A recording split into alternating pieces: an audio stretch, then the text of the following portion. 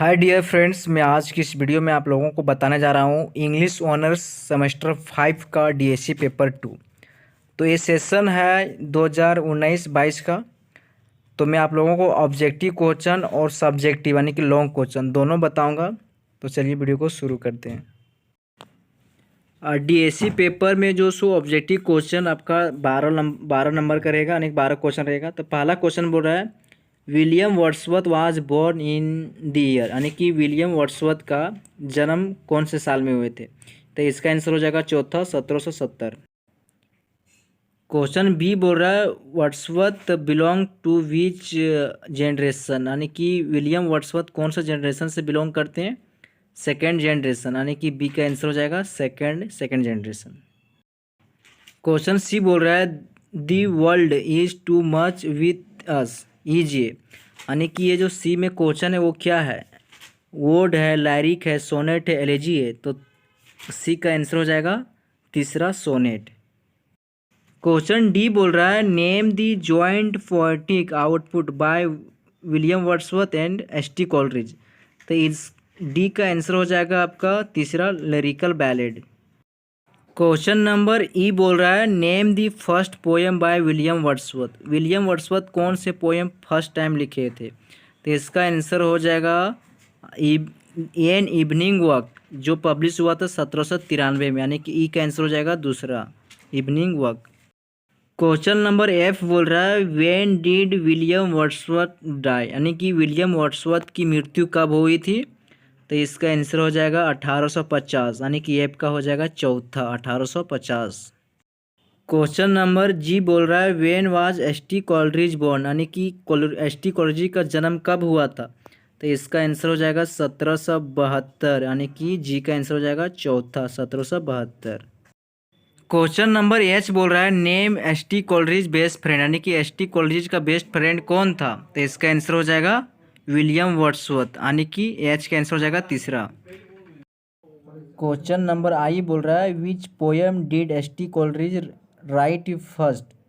इसका आंसर हो जाएगा पहला कुबला खान, यानी कि आई का आंसर हो जाएगा पहला कुबला खान। इस क्वेश्चन में थोड़ा सा मैं कंफ्यूज हूँ, तो आप लोग गूगल में थोड़ा सा सर्च कर दीजिएगा, इसके लिए सॉरी।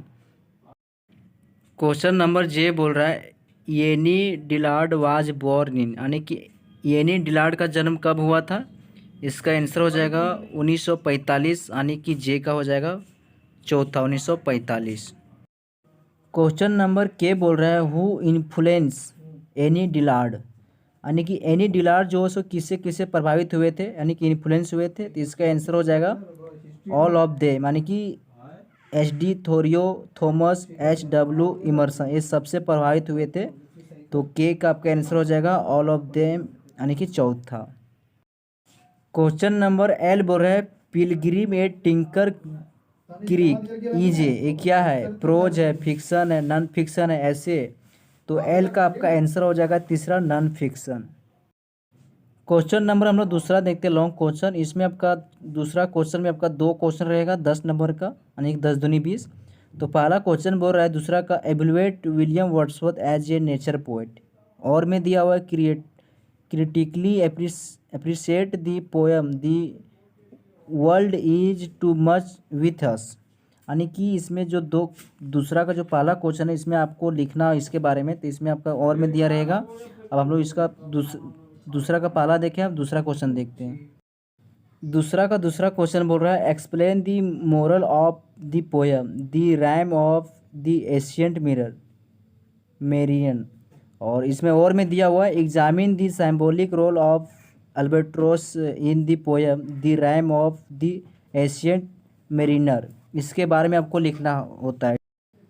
क्वेश्चन नंबर तीसरा में आपका तीसरा क्वेश्चन में आपका दो क्वेश्चन रहेगा 16 नंबर का। तो आपको और में दिया रहेगा, तो आपको बनाना 2 ही क्वेश्चन है। तो बोल रहा है explain and illustrate the theme and message of the poem the daffodils के बारे में आपको इसका क्या मैसेज दे रहा है, थीम दे रहा है, उसके बारे में लिखना होता है। और में दिया हुआ है critically examine the concept and theory of nature as propounded by William Wordsworth citing examples, इसके बारे में आपको लिखना है। तीसरा का दूसरा क्वेश्चन बोल रहा है make an assignment of S T. Coleridge as a poet of supernatural theme, इसके बारे में आपको लिखना है। और तो और में दिया रहेगा describe the rime of the ancient mariner as a romantic poem. अब तो इस दूसरा नहीं बनाते तो और में दिया वो ऑप्शन को बना सकते हैं कि आपको जो आपके पास आंसर है, आप जो आंसर का जान रहे हैं उसको आपको बनाना होता है, ठीक है। तो जितने भी क्वेश्चन सब में और करके दिया है। अब हम लोग चौथा क्वेश्चन देखते हैं। चौथा नंबर में आपका एक क्वेश्चन रहेगा 16 नंबर का। तो चौथा नंबर बोल रहा है evaluate Annie Dillard as a author और अमेरिकन ट्रांसेंडेंटेंट कन्वेंशन। तो फिर और में दिया हुआ है describe the theme of Pilgrim at Tinker Creek by Annie Dillard.